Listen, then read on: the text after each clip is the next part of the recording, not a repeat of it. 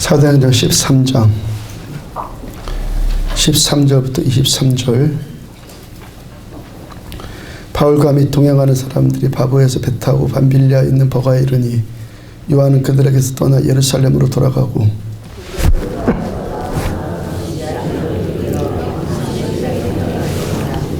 율법과 선지자의 글을 읽은 후에 회당장들이 사람을 보내 물어 이르되 형제들아 만일 백성을 권할 말이 있거든 말하라 하니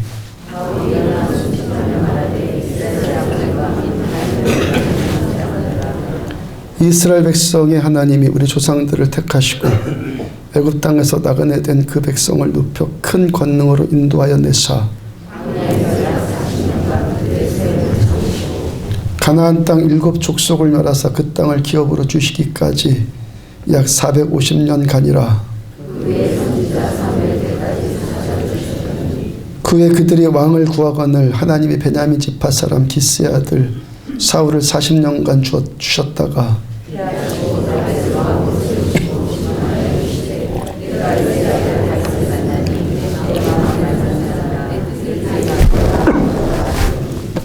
하나님이 약속하신 대로 이 사람의 후손에서 이스라엘을 위하여 구주를 세우셨으니 곧 예수라. 거기까지만요. 신앙의 진수라는 제목으로 사도행전 155번째 말씀 전해드리도록 합니다. 어떤 분이 우리 신자들을 4가지로 분류해서 말한 것 있습니다. 신자들을 4부류로 분류를 했는데 신자들을 보니까 어떤 신자는 물고기 같은 신자가 있다. 그 다음에 새 같은 신자가 있고 개 같은 신자가 있고 거북이 같은 신자가 있다 했어요. 물고기 같은 신자, 여러분들 물고기가 물을 떠나면 살 수 있습니까? 이와 같이 은혜, 말씀과 은혜를 떠나서는 잠시도 살 수 없는 신자를 보고 물고기 같은 신자다 그랬어요. 하나님의 말씀을 먹어도 그만이고 안 먹어도 그만이고 그런 것이 아니라 꼭 먹어야지만 살 수 있는 사람, 말씀을 꼭 먹어야지만 살 수 있는 사람을 그 말씀과 자신과의 절대 관계, 절대적인 관계에 있는 신자를 물고기 같은 신자다 그랬어요. 새 같은 신자는 새는 굶어도 9일을 살 수 있다고 그래요. 그 9날 정도 먹지 않고 살 수 있으니까 그 일주일에 1번 정도 교회 나오면 된다 생각하는 신자예요.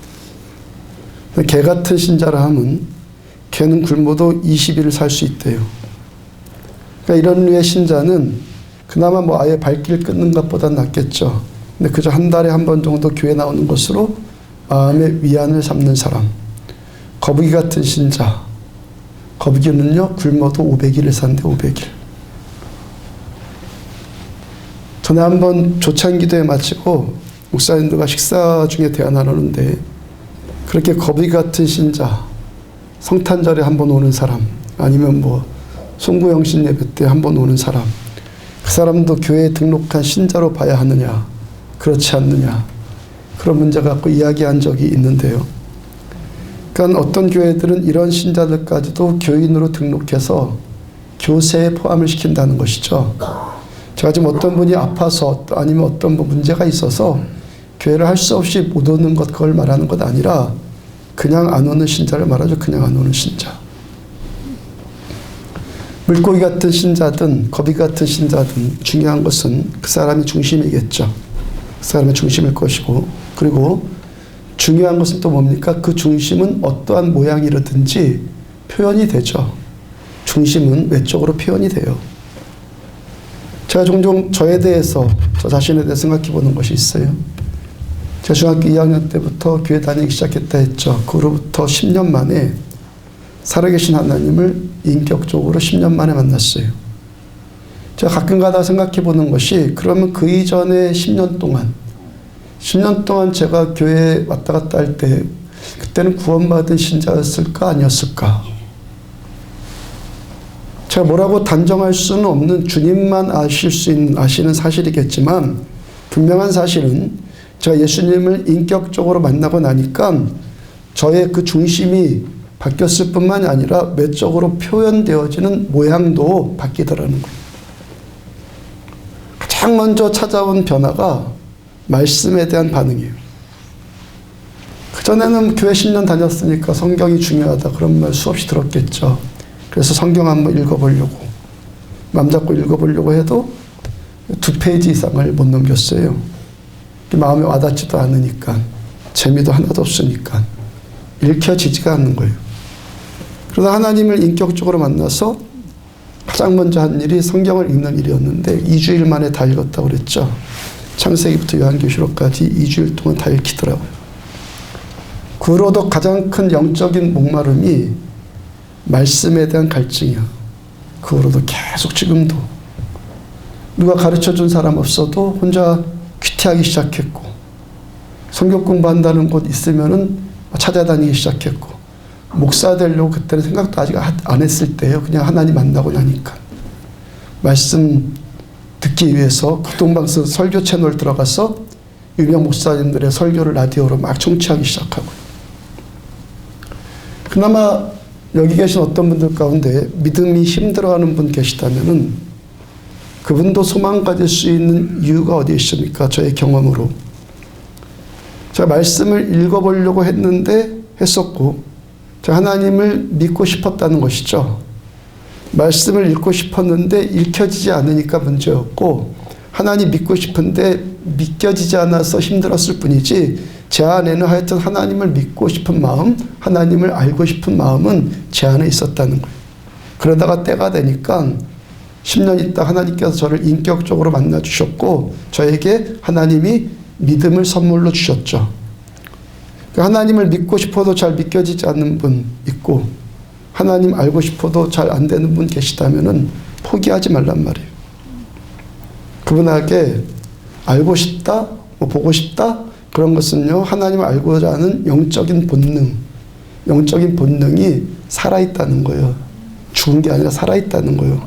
하나님께서 때가 되어서 그분에게도 역시 은혜를 베풀어 줄 것, 포기하지 않고 갈급하면 은혜 주실 것을 저는 믿는다고요. 하여튼 이러한 분기점이 하나님의 말씀에 대한 우리들의 반응에 달려 있다는 거예요. 미국 뉴욕에서 목회하는 목사님인데, 이분이 미국 시민권자로서 북한에도 몇 번 들어가 봤다고 합니다. 목사님과 가까이 지내는 장로님 가운데 고향이 북한의 원산인 분이 있었다고 그래요. 이분이 원산에서 자라서 결혼까지 했고, 그러다가 6.25가 발발했고 혼자 남쪽으로 내려와서 다시 미국으로 건너갔어요. 미국에서 자리 잡았고 거기서 재혼을 했고 거기서 자녀까지 두고 잘 살고 있는데, 그 목사님이 북한에 다녀오셨다는 목사님의 이야기를 듣고 갑자기 막 고향 생각이 막 간절해지기 시작하는 거예요. 장로님이 이렇게 저렇게 백방으로 수소문을 해보니까 놀랍게도 그때 결혼했던 그 부인이 아직도 살아있어요. 내가 그 사람을 꼭 한번 만나봐야겠다. 그래서 목사님께 간청을 했고, 어렵사리 목사님과 함께 평양 가는 길에 동행을 했습니다. 두 부부가 만났어요. 그 목사님이 거기에 동석을 했다고 그래요. 다 보고 들은 거죠. 헤어진 지 40년이 넘어서 70이 넘은 할아버지 할머니가 되어서 처음으로 다시 만났어요. 하고 싶은 말이 얼마나 많았겠습니까? 근데 막상 마주하고 있으니까 참 10분 동안은 아무 말도 둘 다 나오지 않더라는 거예요. 그저 얼굴만 물끄러미 쳐다보고 있다가 부인 쪽에서 먼저 용기를 내서 입을 열었는데, 야, 이 영감택이야. 당신은 입이 10개라도 나에게 할 말 없을 거다. 목사님 사정 들어보니까 전쟁이 터지자마자 상황 알아보겠다고 남편이 나갔어요. 그 길로 혼자 배 타고 남으로 그냥 내려와 버렸어요. 나쁜 남편 아니에요.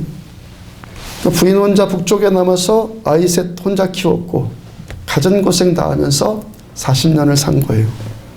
부인은 이제 쪼글쪼글 늙어서 꼬부라진 할머니가 다 되었는데, 자기 혼자 살겠다고 처자식 다 버리고 내려간 남편 잘 먹고 잘 살아서 얼굴이 피둥피둥 하거든요. 얼마나 억울하고 원망스럽겠어요. 여러분, 사랑이 뭡니까? 사랑. 어떤 유행가 가사처럼 사랑하기에 떠나신다는 그 말 나는 잊을 수 없어. 뭐 그런 겁니까? 당신 사랑하기 때문에 당신 위해서 나는 떠나야 합니다. 참 멋진 말인 것 같고 낭만적인 것 같은데 그 말장난이죠. 말장난이라고요. 사랑에는 여러분들, 사랑은요 현장성이 있어야 사랑이라 하는 거예요. 현장성, 거기 함께 있는 것. 함께 있어서 함께 울고 함께 웃고 함께 아파하고 함께 짜증나고 함께 화나고 함께 즐겁고 이게 사랑이죠. 성경에서도 이 사실에 대해서 분명히 말씀하세요. 요한일서 3장 18절 보면은 자녀들아 우리가 말과 혀로만 사랑하지 말고 행함과 진실함으로 하자. 그래서 제가 세월호 사건을 보면서 여러분들한테 침묵하라는 거예요. 행함으로 하지 않을 것이면은 침묵하는 게 진실하죠. 그게 진실해요. 그러니까 사랑은요, 기쁠 때 함께 웃어주고, 같이 있어서 함께 울어주고, 화날 때 같이 분개하고, 즐거울 때 막 같이 즐거워하고, 기쁘고, 같이 공유되는 것이 함께 있어서 공유되는 거. 이게 뭐라고요? 이게 사랑이에요. 사랑의 현장성. 요한복음 1장 1절을 보면은 태초에 말씀이 계시니라. 이 말씀이 하나님과 함께 계셨으니 이 말씀은 곧 하나님이시니라. 하나님의 존재, 하나님의 존재의 한 형태, 이 말씀은 곧 하나님이시다. 하나님의 존재의 한 형태는 어떻게 존재하신다는 거예요? 말씀으로 존재하신다는 존재의 한 형태가. 하나님은 하나님의 존재를 말씀으로 드러내시는 거예요. 그러니까 하나님의 말씀이 곧 하나님 자체이시다라고 성경이 증언하는 겁니다. 요한복음 그 다음에 1장 14절을 보면은 그 말씀이 육신이 되어 예수 그리스도의 육신을 입어서 우리 가운데 거하심에 우리가 그의 영광을 보니 아버지의 독생자의 영광이요 은혜와 진리가 충만하더라. 그렇게 말씀하시는 말씀으로 존재하시는 하나님이 2000년 전에 예수님의 육체의 몸을 입으시고 그 다음에 우리에게 어떻게 하셨어요? 우리에게 오셨어요. 우리에게 오셨다고요. 우리를 향하신 하나님의 사랑이 뭐라는 거예요? 우리에게 오신 것, 멀리 떨어져 있으면 하늘에 계신 저 멀리 거라고 무슨 사랑이가 아니에요. 오셔서 우리 가운데 거해야지 그게 사랑이라는 거예요. 나와 함께 계셔야지만 그게 사랑이라는 거예요. 사랑은 함께 있는 거예요. 우리 사랑하시는 아버지의 그 사랑, 하나님께서 우리들에게 오셔서 우리에게 이 시간도 말씀하심으로 하나님의 존재를 계속 드러내시는 거예요. 2000년 전 주님 오셔서 주께서 말씀을 가르치시면 이제까지 경험하지 못했던 그 말씀의 권세 앞에서 사람들이 다 놀랐어요. 주님께서 말씀하시면 그 말씀대로 물이 포도주로 바뀌었어요. 주님이 말씀하시면은 갈릴리 호수에서 일어났던 풍랑이 말씀 한마디에 잠잠해지셨고, 귀머거리 보고 귀가 열려라 말씀하시니까 귀가 열렸고, 소경을 보고 눈이 띄어라 하니까 눈이 띄었고, 안증뱅이 보고 일어서라 하니까 일어섰고, 문둥병이 치유받아라 하니까 치유받았고, 귀신 떠나갔고, 죽은 나사로가 살아라 하니까 나사로야 나와라 하니까 살아났어요. 지금도 우리들을 향하신 하나님의 그 표현, 하나님의 존재 표현, 하나님 그 사랑 표현이 뭐라는 겁니까? 주께서 그렇게 말씀으로 하나님이신 것을 드러내신 것처럼 지금도 말씀으로 우리에게 오셨고 우리에게 오시고 우리 안에 말씀으로 지금도 거하신다는 거예요. 우리 안에서, 내 안에서 하나님의 말씀이 되면, 진짜 하나님의 말씀이 나에게 말씀이 되면 주님의 그 말씀을 통해서 나타난 사건들이 우리를 통해서도 그대로 나타나지는 거예요. 왜? 이 말씀은 곧 하나님이시니라 말씀하시니까. 지난주 새벽 예배 가운데 전해드린 이야기입니다.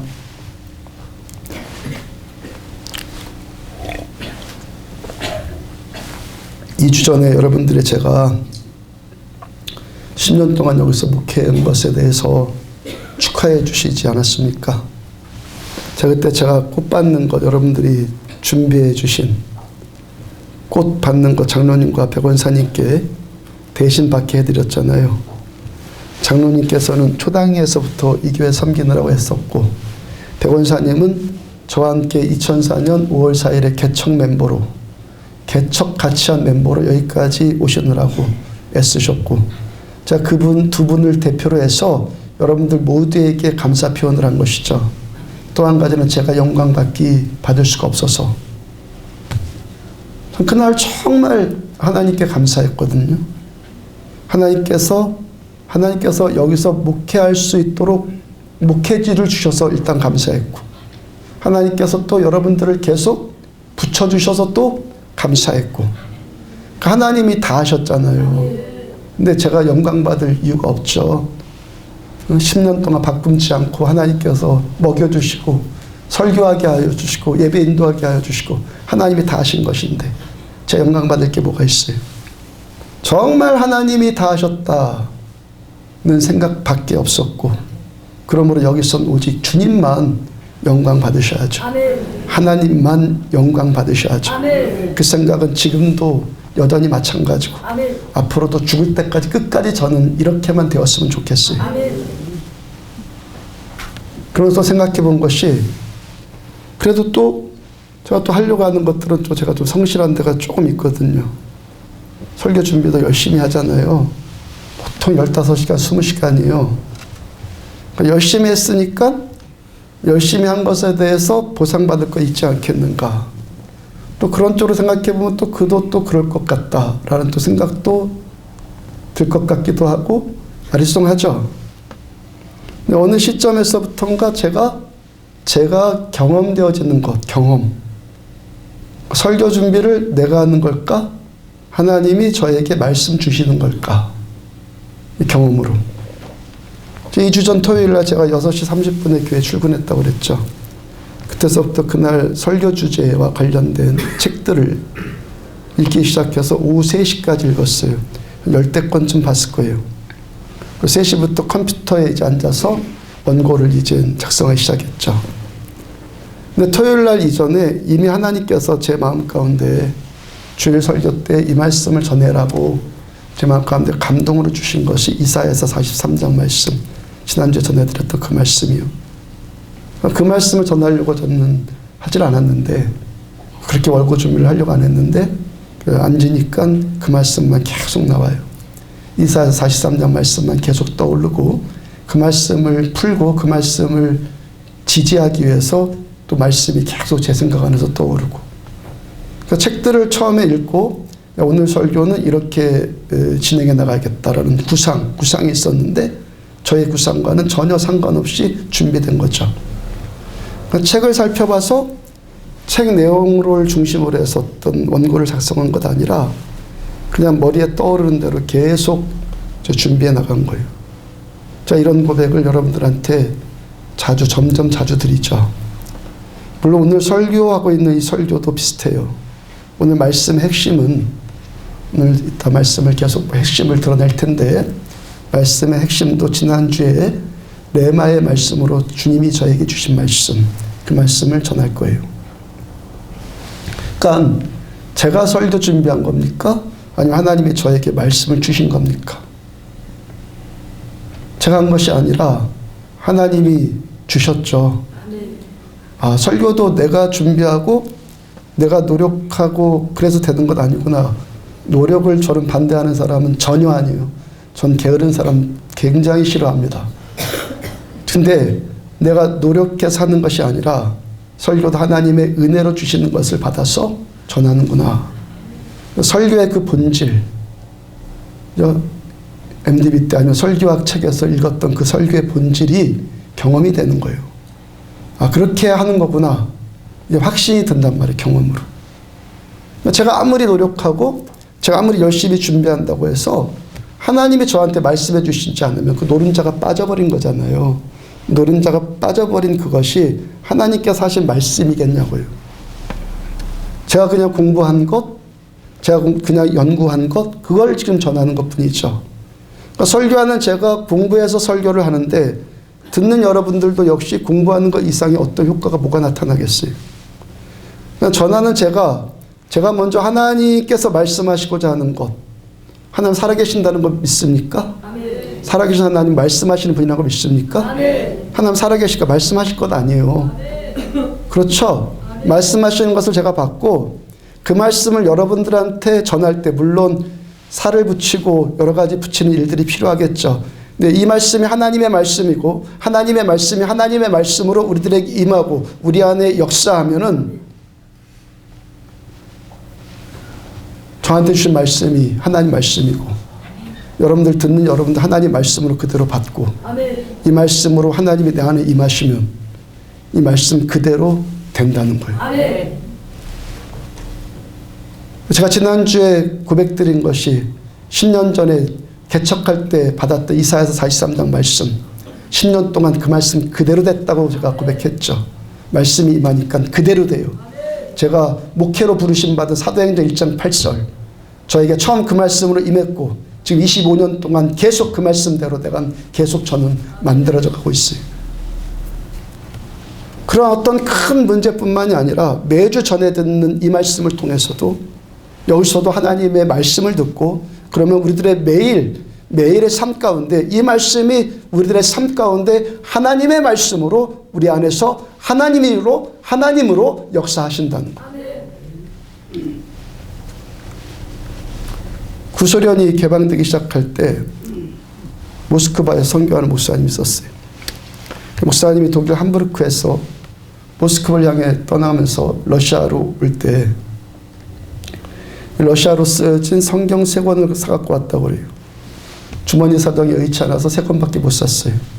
모스크바 대학 정문으로 가서 거기서 막 나오는 청년 하나를 붙들고 그 양을 성경을 건네줬어요.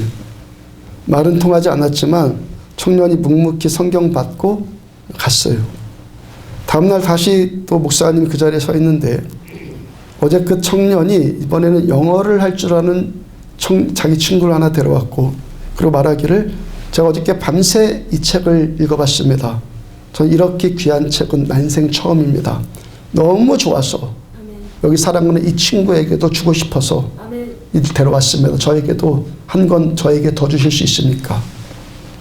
그래서 이런 친구 있으면 그거 다 나눠줘라. 3권밖에 없었지만 그거 마저 다 주고 하나님의 말씀이 하나님의 말씀으로 익혀지니까 그 사람의 마음을 단박에 바꿔버리잖아요. 지금까지 공산주의 이념에 사로잡혔던 그 청년 얼마나 러시아 사람들 세뇌당합니까? 평생 그렇게 세뇌당해서 자라온 청년인데 하룻밤 사이에 하나님의 말씀이 거기에 들어가니까 그냥 바뀌어버리잖아요. 그래서 살면서 활동하는 분야 가운데서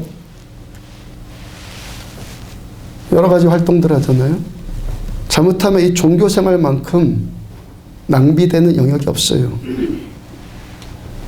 시간이 낭비일 수 있다고요. 예배 드리는 한두 시간, 기도 모임 한두 시간, 성경 공부 모임에서 한두 시간, 이런 시간들 잘못하면 무의미하고 헛되고 낭비되는 시간 될 수 있다는 거예요. 어떤 사람 교회 나가서 삶의 참된 지표, 목적을 회복을 해요.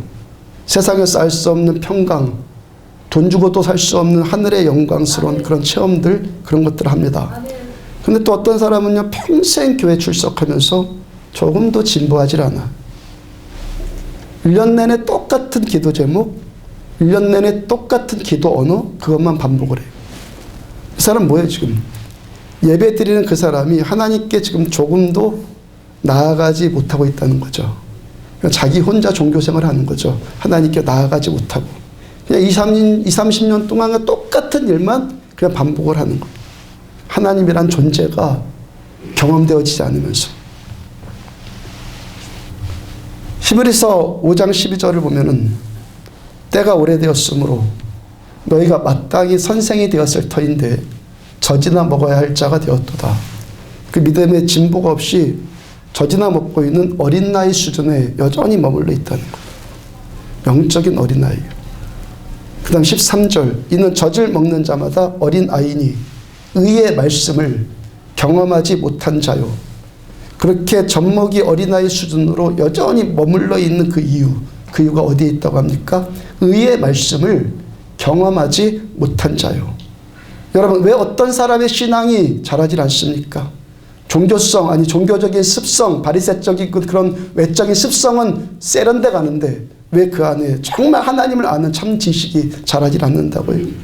말씀을 경험하지를 못하기 때문에.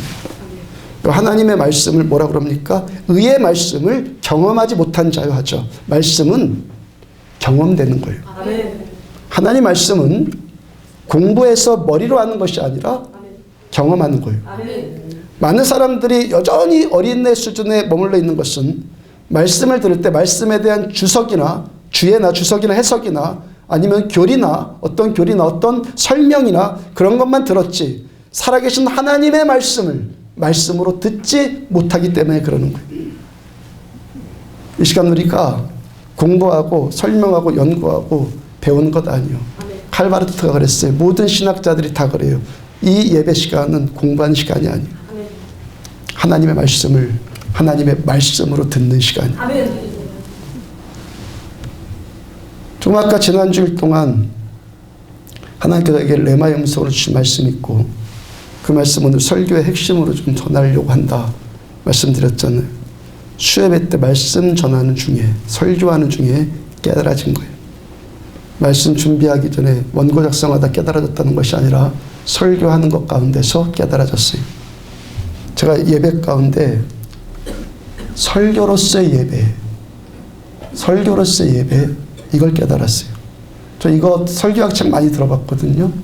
설교도 탁월한 목사님들 설교 많이 들어봤고 이 표현한 사람 못 봤어요. 설교로서의 예배 하여튼 저한테 주신 거예요.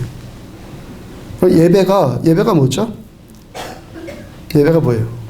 하나님 높이는 거죠. 예배는요 관람하는 거 아닙니까? 아닙니다. 하나님 높이는 거예요. 그러니까 그 사람 막 찬양하잖아. 날 위해 죽으신 예수 그리스도 그 사람 그 높이는 거예요. 노래하는 거예요.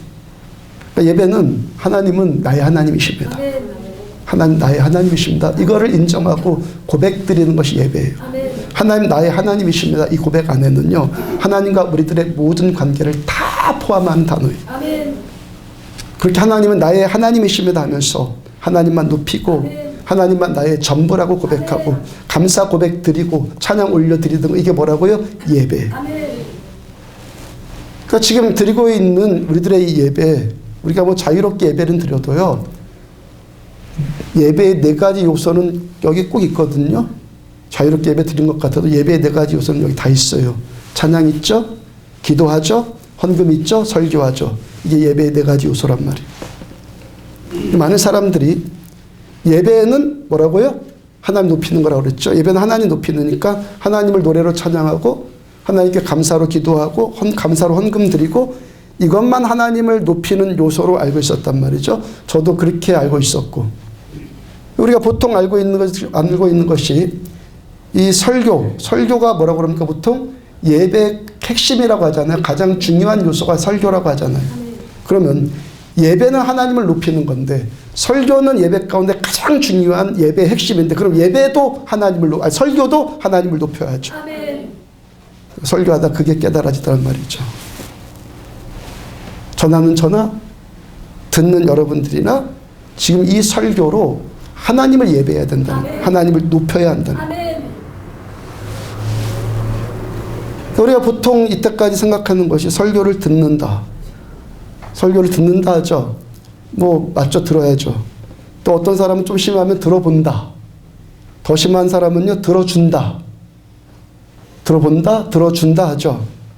그래서 설교로서의 예배, 이 부분을 제대로 이해하지 못한 어떤 예배당들을 보면요. 여러분들이 앉아있는 의자가 극장식으로 아주 편하고 좋은 것으로 이렇게 갖춰져 있죠. 설교가 지금 설교하는 것이 예배가 아니라 여러분들이 듣는 것이나 들어보는 것이나 들어주는 것이라면 그런 의자 맞아요.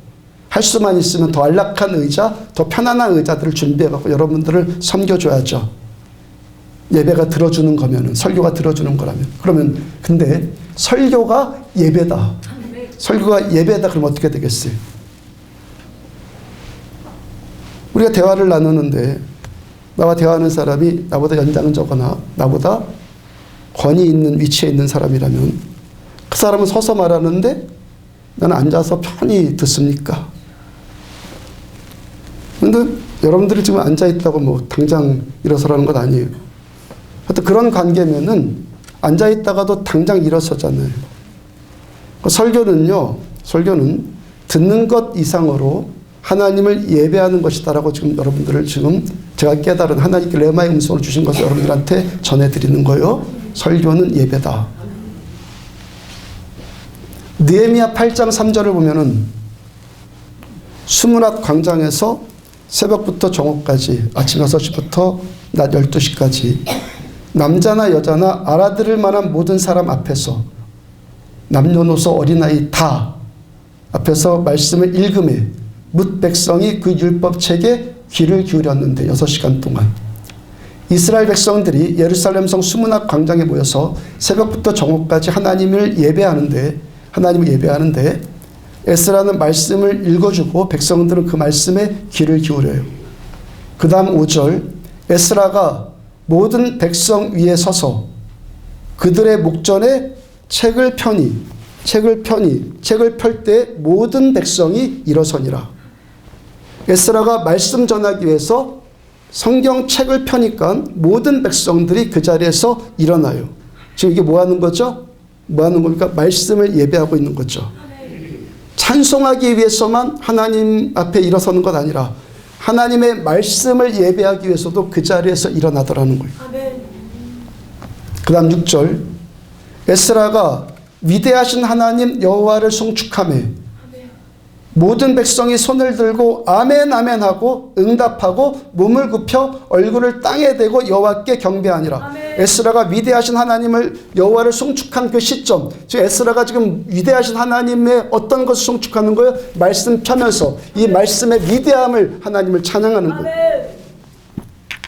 그렇게 에스라부터 말씀을 찬양하니까, 즉 하나님의 말씀을 예배하니까 그 다음에 백성들 어떻게 했다고? 모든 백성들 다 손을 들고 아멘 아멘 하면서 응답하고 그 다음에 몸을 팍 굽혀서 이 얼굴이 땅에 댈 만큼 하나님을 경배해요. 어디 앞에서? 하나님의 말씀 앞에서. 말씀을 선포하니까 모든 백성들이 손을 들고 아멘 아멘 하면서 응답을 해요. 지금 예배의 어떤 순서 앞에서 지금 이들이 이러고 있다는 겁니까? 말씀 전하고 있는 그 시간 앞에서 이러고 있다는 거예요.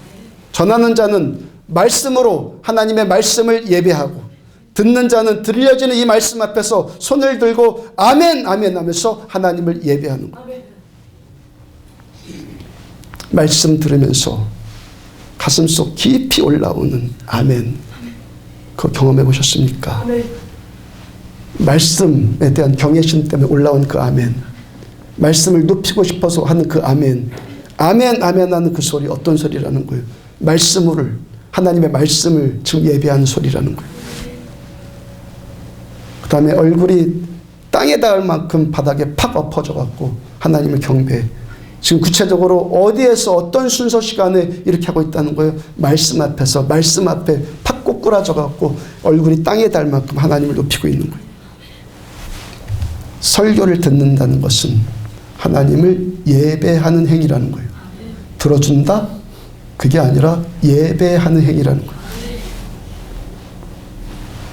우리 찬송하면서 아까 예수 이름 높이 새 능력의 그 이름 찬양하면서 경배를 해요.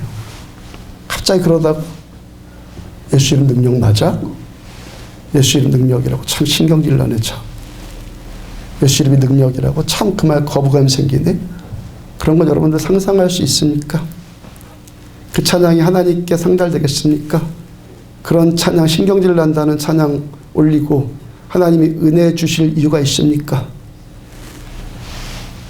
설교로 하나님을 예배하면서 내가 듣고 싶은 것만 골라서 듣고 어떤 것은 거부감 생기고 어떤 것은 반발하고 그 예배를 여러분들은 하나님이 받으실 거라고 생각을 하십니까?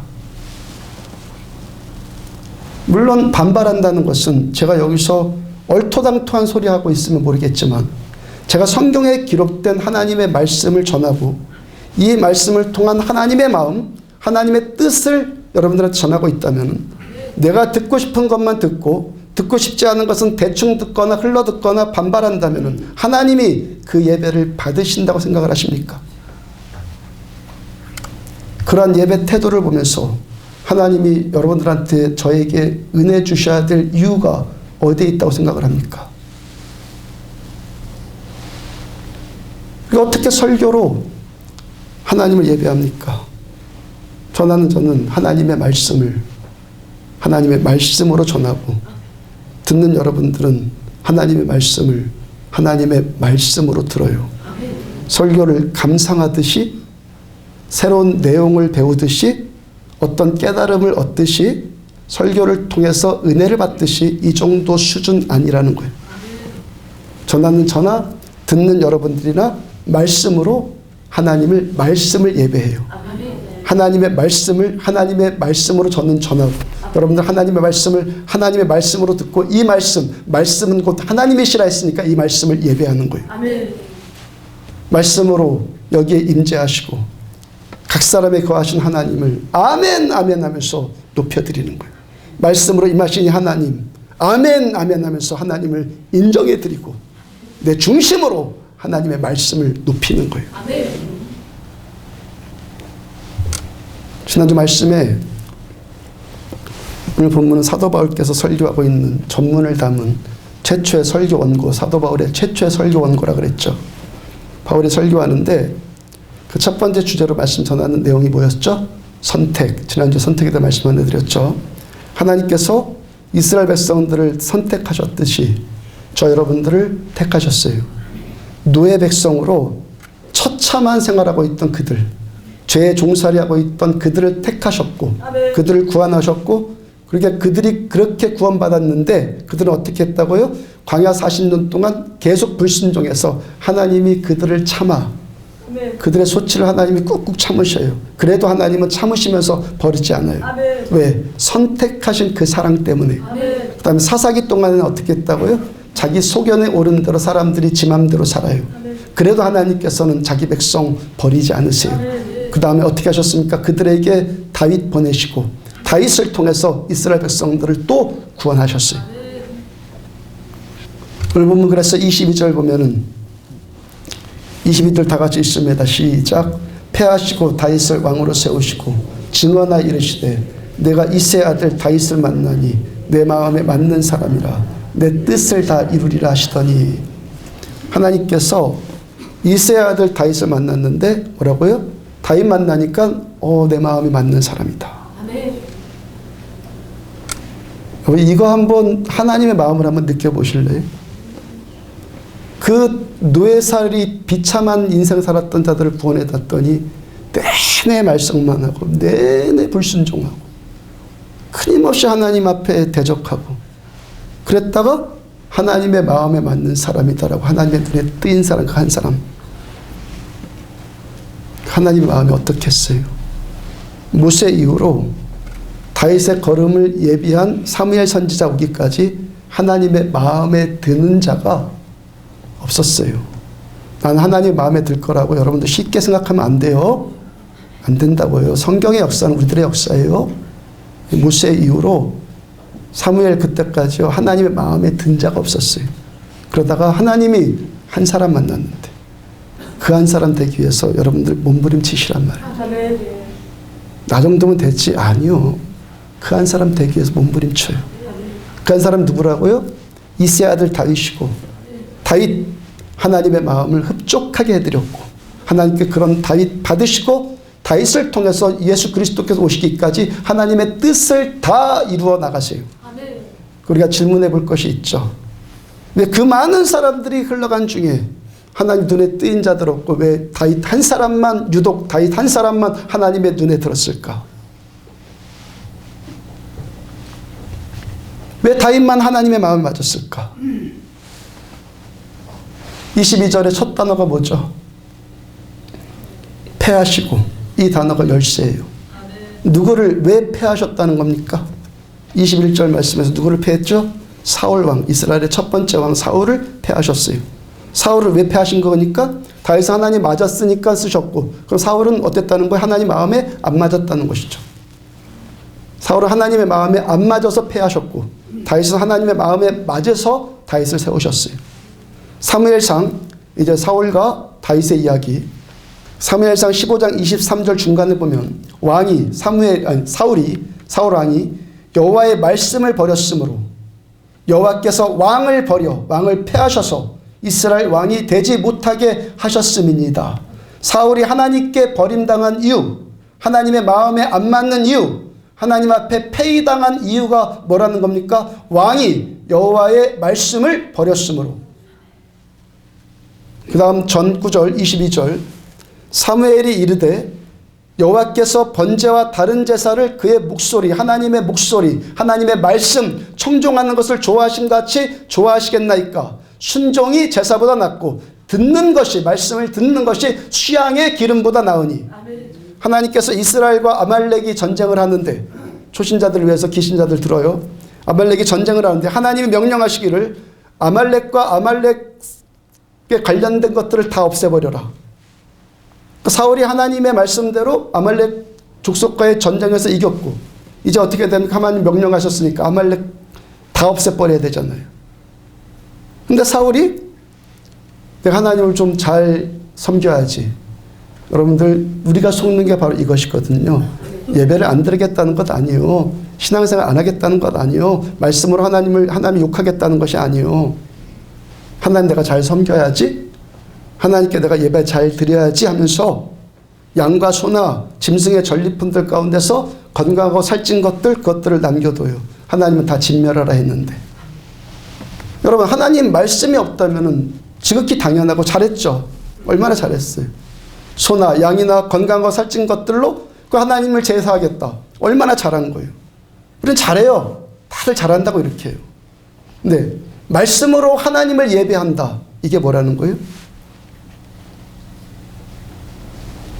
사울의 이 상황.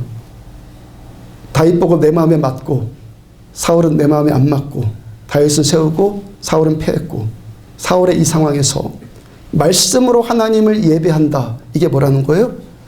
그 어떤 생각, 감정, 이론, 철학, 경험, 계산, 하여간 이 모든 것들보다 하나님의 말씀이 가장 높은 것이 예배예요.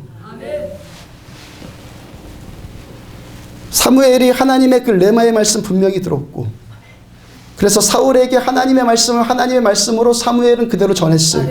그러면 듣는 사울도 하나님의 말씀으로 하나님의 말씀을 들어야 될 것 아니에요? 근데 사울은 어떻게 들었어요? 비슷한 것 같은데 가장 중요한 건 포기하지 않아요. 내 생각이 더 옳아요. 말씀보다 내 생각이 더 옳아요. 말씀보다 자기 생각이 더 높아요. 사람들도 다 인정해 줄 거예요. 맞죠? 건강하고 좋은 것 그거 드린다는데 누가 뭐래요?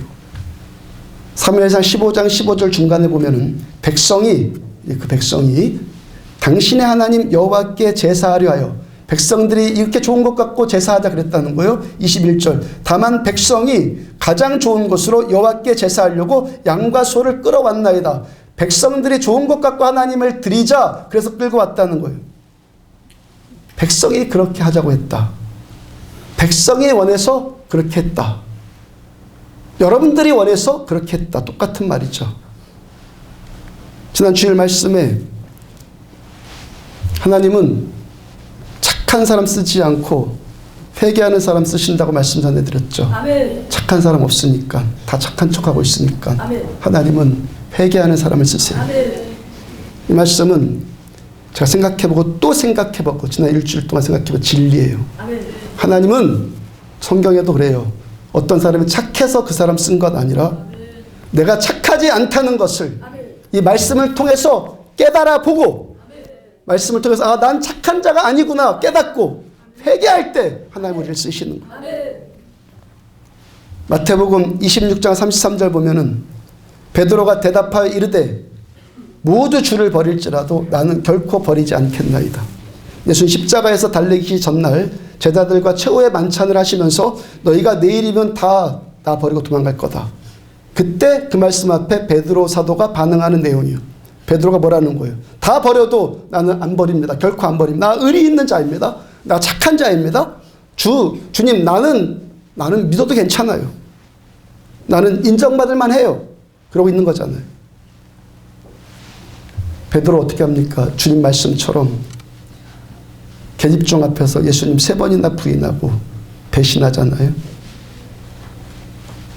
마태복음 26장 마지막 75절 보면은 이에 베드로가 3번 부인하고 나서 베드로가 예수의 말씀에 닭 울기 전에 내가 3번 나를 부인하리라 하심이 생각나서 밖에 나가서 심히 통곡하니라. 아멘. 말씀 생각나서 아멘. 나 그런 자 맞구나. 아멘.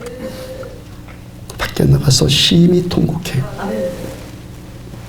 여러분, 하나님 나 괜찮죠? 사람들이 다 전부 괜찮게 봐요. 그런 자 쓰시지 않아요. 내가 괜찮은 자 아니라는 것을 깨닫고 아멘. 심히 통곡하는 사람에게 아멘. 하나님 찾아가셔서 성령으로 부으시고 쓰시는 거예요. 아멘. 그러므로 하나님의 말씀 전하는 제가 저 여러분들이 괜찮은 자가 아니다. 우리는 괜찮지 않다. 괜찮지 않은 우리들을 그 사람으로 택하시고 쓰시는 하나님만 괜찮은 분이시라고 말씀 전하는 것은 지극히 타당하죠. 아멘. 오직 괜찮으신 하나님만 여기서 높임 받으시고 아멘. 저도 아니고 이 자리에 있는 그 누구도 아무도 인정받지 못하고 아멘. 하나님만 여기서 인정받으시고 아멘. 우리는 하나님의 말씀을 통해서 나는 내 안에 괜찮지 않은 자라는 거 다 발견하고 회개하고 통곡하는 일이 여기서 나타나야 되는 것 당연하죠. 제가 하나님의 말씀을 하나님의 말씀으로 듣고 있는 하나님의 종 맞으면 가짜 아니면 저는 하나님만 괜찮고 우리 중에 아무도 괜찮은 자 없고 그러므로 저나 여러분들이나 오늘도 우리들은 회개해야 합니다. 아멘. 말씀 전하는 것 당연하죠. 아멘. 괜찮지 않은 자를 괜찮은 척하고 있다고 해서 적당히 부추겨주고 제가 목회 사업을 해야겠습니까? 여러분들 정말 내가 괜찮은 자로 인정받고 위로받고 진짜 위로받고 진짜 격려받는 방법은 성경이 말씀하시는 방법은 딱 한 가지밖에 없어요. 오직 하나님만 괜찮고 아멘. 나는 괜찮지 않고 그래서 하나님 앞에서 우리들 날마다 상한 심령으로 회개하는 심령으로 설 때 그때 비로소 하나님의 위로가 그에게 임하는 거예요. 아멘. 그 사람만 진짜로 괜찮은 사람이에요.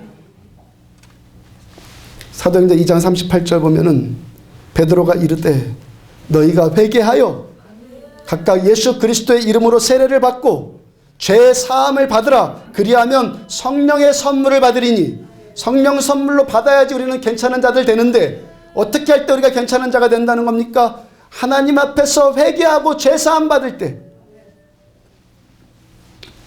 베드로가 자기 괜찮은 자가 아니라는 걸 깨닫고 척하지 않고 그 대신 심히 통곡하고 회개하니까 성령께서 베드로에게 임하셨고 베드로를 통해서 그 한 번의 설교를 통해서 3,000명이 회개하는 역사들이 막 나타나잖아요. 금요일에 여러분들 심야 기도해야 하는 같이 하는데 제 심령 가운데 이런 그림 그려지더라고요. 저를 비롯한 우리 교회 성도들 모두가 다 하나님의 말씀 앞에 겸손한 사람들 되어서 서로가 서로를 대해주고 있는 그 장면.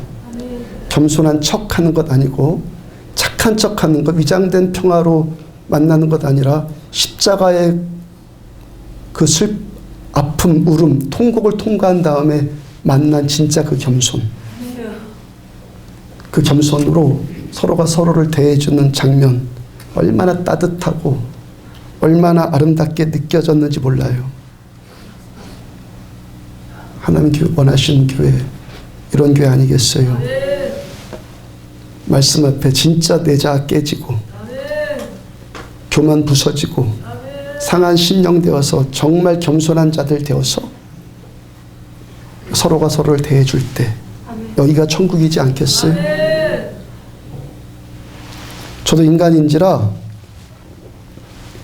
제가 설교할 때 여러분들이 아멘 아멘 하고 은혜 받고 환해지면 제 마음도 환해져요. 뭐 아멘이 크다 적다 뭐 그런 소리 있는데 말씀 전하는 제가 하나님 마음에 들어야죠. 하나님 마음에 드는 게 중요해요. 여러분들이 뭐 듣기 싫다 듣기 좋다 중요하지 않아요.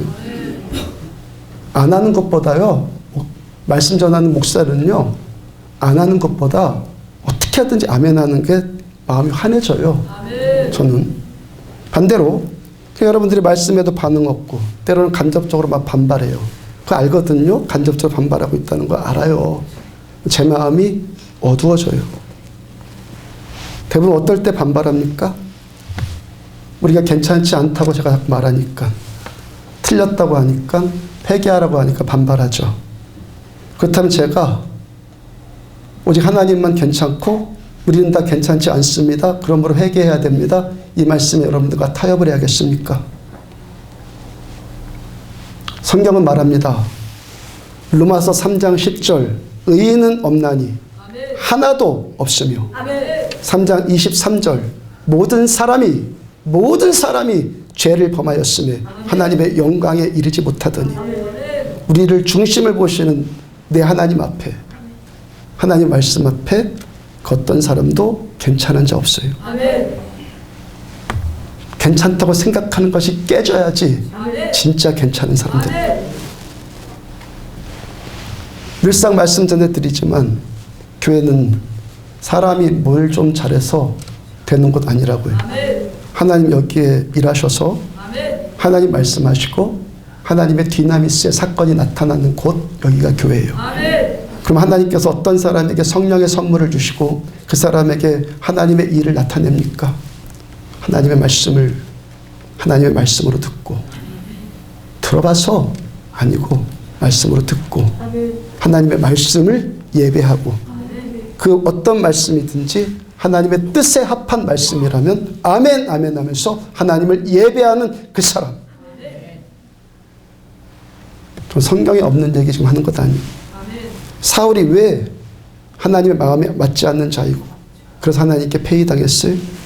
사울은 하나님 말씀을 예배하지 않아요. 자기 생각을 예배해요.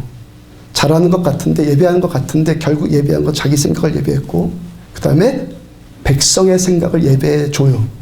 그 백성을 예배해 드린 거죠. 하나님께서 그런 사울 패하셨고 다윗 만나니까 내가 너무 좋다. 하나님 내 마음에 맞는다 인정하시고 다윗을 통해서 하나님의 뜻을 다 이루세요. 시편 56편 4절 다윗이 하나님을 의지하고 그 말씀을 찬송하올지라 내가 하나님을 의지하였은즉 두려워하지 아니하리니 혈육 있는 사람이 내게 어찌하오리까. 그 다음 10절 내가 하나님을 의지하여 그의 말씀을 찬송하며 여호와를 의지하여 그의 말씀을 찬송하리이다. 하나님의 말씀을 찬양한다 예배한다 이 표현은 다윗이 처음으로 한 표현이에요. 성경 안에 있는 하나님의 사람들이 다 하나님의 말씀을 찬양하고 예배하는 삶을 살았겠지만 그렇게 하나님의 말씀을 찬송한다고 직접적으로 표현한 사람은 다윗이 처음이에요. 하나님의 의지하는 사람은 하나님의 말씀을 찬송한다 그러잖아요. 하나님의 말씀을 찬송하는 사람은 사람 두려워하지 않는다고. 말씀 예배하는 사람은 백성 두려워하지 않아요. 오직 하나님만 두려워하고 하나님의 말씀만 두려워하는 거예요. 그로 말씀을 찬송한다는 표현이 또 나와요. 딱 2번 나오는 3번 그러니까 말씀을 찬송한다는 표현이 3번 나오는데 아까 다윗이 2번 그 다음에 또 한 번 오늘 사도행전 본문 가운데 13장 48절 보세요. 저도 이 말씀이 여기 있는지 어저께 발견했어요. 13장 48절 다 같이 읽습니다. 시작. 이방인들이 듣고 기뻐하여 하나님의 말씀을 찬송하며 영생을 두시기로 작정된 자는 다 믿더라. 아멘. 바울이 전한 말씀 듣고 지금 바울이 지금 설교하고 있다고 그랬잖아요. 비시디아 안디옥 사람들이 반응하고 있는 말씀이에요. 누가 지금 하나님의 말씀을 찬송하고 있다고요? 이방인들이 말씀 듣고 이방인들이 말씀에 기뻐하고 그 말씀을 지금 찬송하고 있어요. 말씀이 좋다 나쁘다? 이런 차원 아니에요. 말씀이 좋다 나쁘다 이런 차원 아니라고요. 예배하는 자가 내가 예배하는 대상을 평가합니까? 그런 관계가 예배의 관계입니까? 예배하는 자가 예배의 대상을 평가합니까? 말씀이 좋다고 평가하고 말씀이 나쁘다고 평가합니까? 예배하는 내가 예배받는 그분을? 예배자는 내가 예배하고 있는 대상을 내 예배가 진짜 예배면 내가 예배하는 대상을 평가할 수도 없고 아멘. 평가되지도 않아요. 아멘. 말씀이 좋다, 말씀이 나쁘다 이렇게 하나님의 말씀을 평가하는 것은 하나님의 말씀을 들어보는 거지. 하나님의 말씀을 하나님을 예배하는 것 아니에요. 아멘. 말씀의 은혜를 받았다, 은혜를 받지 않았다, 이 정도 수준도 아니에요. 내가 오늘 하나님의 말씀을 예배했다, 예배하지 않았다. 하나님께서는 하나님의 마음에 맞다고 인정하는 수준이 바로 이 모습이라는 거예요. 지금 여기에 말씀이 육신이 되어서 말씀으로 오고 계시는, 말씀으로 내 심령을 두드리고 계시는 하나님, 그 하나님을 예배하는 거예요. 다윗 하나님의 마음에 맞는 사람이고, 하나님의 마음에 맞는 사람은 하나님의 말씀을 예배하는 사람이에요. 시편 119편은 176절까지 있어요. 성경에서 가장 긴 장입니다. 그 긴 장의 말씀 자체가 하나님의 마음에 맞는 사람 다윗이 하나님의 말씀을 예배하고 있는 말씀이에요. 모든 구절이 하나하나 다 귀한데 그 중에 몇 구절만 대표로 봐요. 119편 38절 보면은 찾지 마세요. 주를 경외하게 하는 주의 말씀을, 하나님을 경외하게 하는 하나님의 말씀을 주의 종에게 세우소서. 82절 내 눈이 주의 말씀을 바라기에, 내 눈이 말씀 바라보기에 피곤하나이다. 97절 내가 주의 법을 어찌 그리 사랑하는지요, 내가 그것을 종일 작은 소리로 읊조리나이다. 103절 주의 말씀의 맛이 내게 어찌 그리 단지요, 내 입에 꿀보다 더 다니이다. 그 다음에 105절 주의 말씀은 내 발의 등이요 내 길의 빛이니이다. 131절 내가 주의 계명들을 사모함으로 내가 입을 열고 헐떡였나이다. 164절 주의 의로운 규례들로 말미암아 내가 하루 7번씩 하나님을 찬양하나이다. 하나님의 말씀 때문에 내가 7번씩 하나님을 예배합니다. 다윗 땄죠. 하나님의 마음에 맞는 사람, 말씀 때문에 7번이나 하나님을 예배하는 그 사람. 미국으로 유학간 목사님이 있었는데 결혼하고 6개월 있다 갔습니다. 사정상 부인은 못 갔는데 같이 결혼한 지 6개월밖에 안 되어서 두 사람 떨어졌으니까 얼마나 보고 싶겠어요. 옆에 친구 목사님이 보고 있으니까 자나깨나 부인으로부터 편지 안 오나. 또 편지 오면요 그걸 닳도록 보고 또 봐요. 친구 목사님이 슬쩍 보니까요 얼마나 그 편지를 받던지 너덜너덜해갖고 다 헤어졌어요. 편지지가 너덜너덜해졌어요. 또 슬쩍 편지의 내용을 슬쩍 읽어보니까요 문장 실력이 정말 시원치 않더라고요. 그 목사님 표현 그대로 할게요. 그 부인이 음악을 전공해갖고, 제 딸도 음악을 전공시킬 예정인데 그 목사님 표현 그대로예요. 문장 실력이 정말 시원치 않더라는 거예요. 그 목사님이 편지들을 탁 쳐갖고 야 지금 참 시원치 않다. 야 시원치 않다라는 표현을 지금 계속하는 이유를 좀 알아들으시라고요. 참 시원치 않다고 놀렸더니 그 친구 목사님이 발끈하면서 팍 돌려달라고 하면서 명답을 하더라고요. 명답. 편지란 편지 글을 보는 것이 아니라 편지를 손에 들고 사랑하는 사람의 얼굴을 보는 거지. 정말 사랑하면 편지 글이 보이는 것이 아니라 편지 쓴 사람의 얼굴만 보인다는 거예요. 정말 사랑하면 문장이 어땠는지, 뭐 맞춤법이 틀렸는지 맞는지 그런 것 안 보이고 편지 보낸 그 사람의 얼굴만 아롱아롱 하더라는 거예요. 다윗이 뭐라고 그랬어요? 하나님의 말씀을 종일토록 묵상하나이다. 묵상이 그거예요. 그렇게 편지 보듯이 하나님의 말씀을 본다는 거예요. 하나님 말씀 들으면서 하나님의 얼굴을 봐요. 아버지의 사랑이 느껴져요. 아버지 자체가 보여져요. 아버지 자신이 말씀으로 내 안에 들어와요. 그러므로 이 말씀은 하나님의 사랑 표현이에요. 저 여러분들을 사랑하셔서 지금도 우리와 함께 계시기 위해서 저희를 찾아오신 하나님의 말씀, 그 사랑의 표현이 이 말씀이라고. 신학자 보네포가 그분에 져서 윤리에서 이렇게 말했어요. 지난번에 한번 말씀드린 것 같은데, 하나님의 말씀은 좋은 말씀도 아니고 옳은 말씀도 아니고 아름다운 말씀도 아니고 재밌는 말씀도 아니고 교훈적인 말씀도 아니고 하나님의 말씀은 살아계신 하나님의 말씀이다. 그러니까 말씀이 육신이 되어서 나에게 임한 이 말씀 찬송하고 하나님을 예배하는 것 당연하죠. 시편 119편 44절 내가 주의 율법을 말씀을 항상 지키리이다.